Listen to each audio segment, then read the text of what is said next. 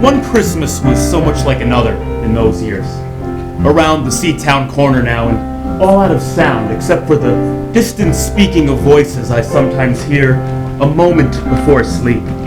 That I can never remember whether it snowed for 6 days and 6 nights when I was 12, or whether it snowed for 12 days and 12 nights when I was 6.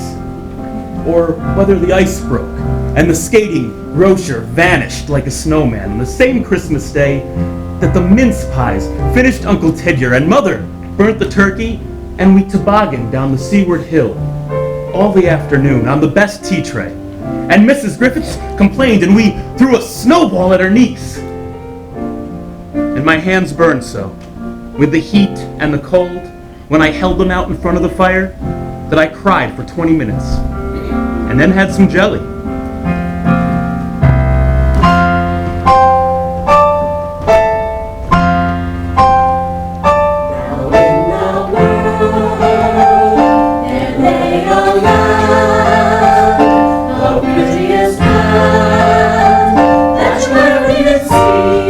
Land of Wales. All the land in the world, in the world, in the sky, and the soft snow falls all around, the soft snow falls all around. All the Christmases rolled down the seaward hill like a snowball, growing bigger and whiter and rounder, like a cold and headlong moon bundling down the sky that was our street. And they stopped at the rim of the ice-edged, fish-freezing waves, and I plunge my hands down into the snow and pull out whatever I can find. Holly or pudding or robins, squabbles and carols and tin whistles, and bang go the crackers, and holy, holy, holy ring the bells, and the glass bells shaking on the tree.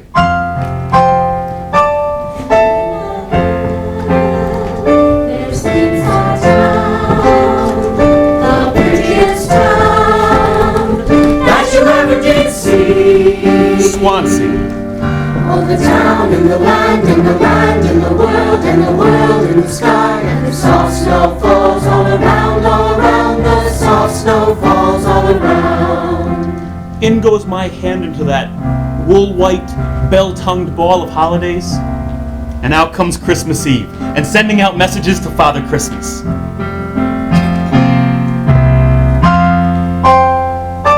And in that town was built a house, the prettiest house that you ever did see. Semi-detached, actually. Oh, the house in the town, and the town, and the land, and the land, and the world, and the world in the sky, and the soft snow falls all around, the soft snow falls all around. Dear old God, I'm sorry about any bad things I did today. I can't think of any, but you'll know. I hope you notice when I dry the dishes. Yes, that's me. Full of dreams, always sprinkled with a dash of mischief. When you see Father Christmas coming to our house tonight, could you tell him that I still need that red BSA bicycle with a 3-speed gear that I didn't get for my birthday? And a magician set that does real magic, not just tricks. And in that house there was a bed, the prettiest bed that you ever did see. Oh, the bed in the house, in the house, in the town, in the town, in the land, in the land, in the world, in the sky, and the soft snow falls all around, the soft snow falls all around. And, well, I know it's difficult, but I'd be very grateful if you could let me have to, frighten away the town hill boys. Just a little real machine gun. And a big woolly ginger dog of my very own. And in that bed, there was a boy, the prettiest boy that you ever did see. Tough as toffee.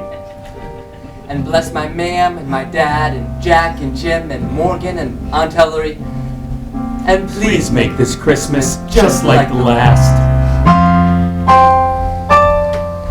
And the boy in the bed, and the bed in the house, and the house in the town, and the town in the land, and the land in the world, and the world in the sky. The soft snow falls all around, the soft snow falls all around. And beside that boy, there was a Christmas stocking.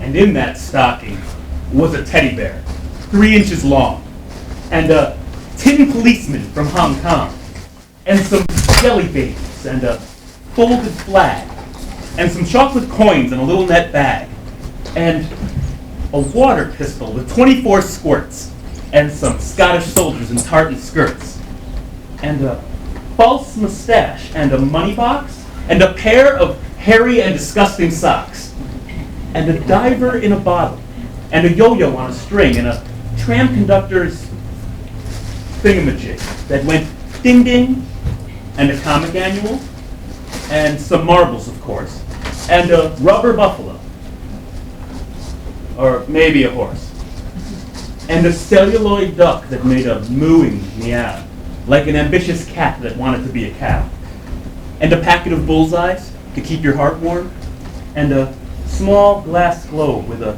soapy snowstorm. But it wouldn't be a stocking, and there wouldn't be snow, if there weren't a tangerine in the stocking's toe. The stocking by the boy in the bed, and the bed in the room, and the room in the house on the street, and the street in the town, and the town in the land, and the land in the world, and the world in the sky. And the soft snow falls all around, the soft snow falls all around. And the soft snow falls all around, the soft snow falls all around.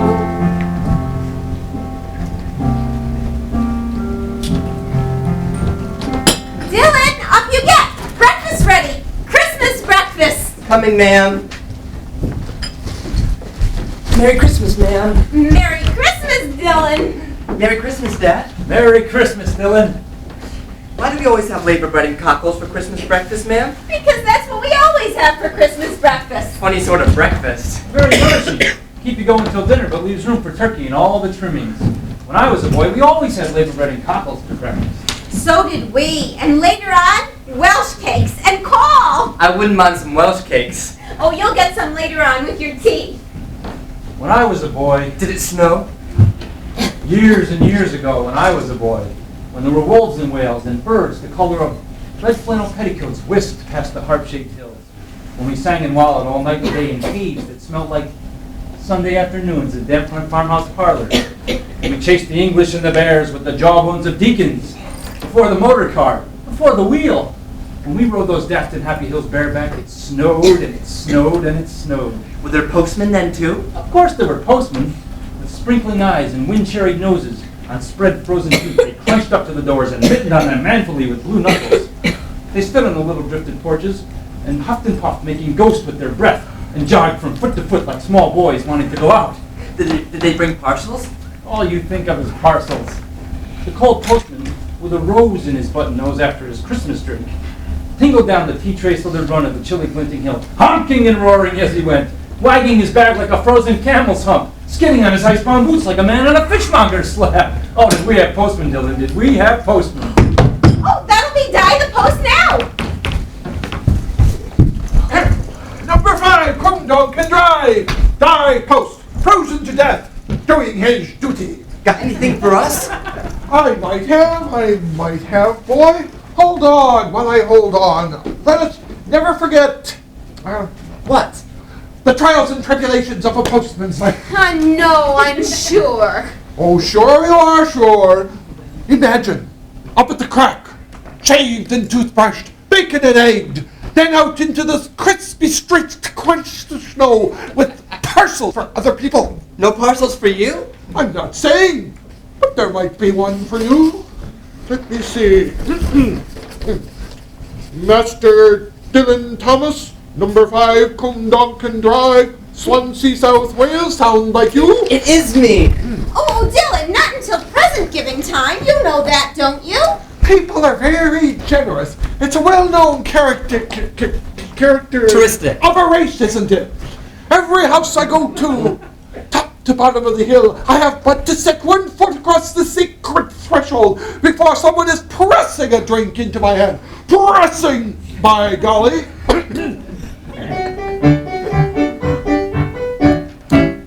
When the postman comes a-calling, let there not be any stalling. Grab that bottle and start pouring when you hear the postman roaring. Have it waiting in the hall, have it waiting in the hall, have that glass of something waiting. When the postman comes to call. When they hear that postman honking, every house on Drive Cumdonkin will be pouring out the noggin for to comfort his foot's noggin. Have it waiting in the hall, have it waiting in the hall, have that glass of something waiting. When the postman comes to call. Thy post is fairly frozen, but his duty he has chosen. So upon this Christmas morning, kindly heed his friendly warning. Have it waiting in the hall, have it waiting in the hall, have that glass of something waiting when the postman comes to call. Have that glass of something waiting when the postman comes to call.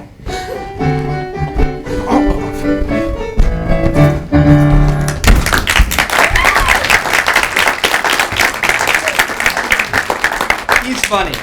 Well, he's funny at Christmas. There's many a man and woman funny at Christmas would make your hair fall out with gloom any other day of the year. Why is that, Dad? One of the mysteries of life, Bach.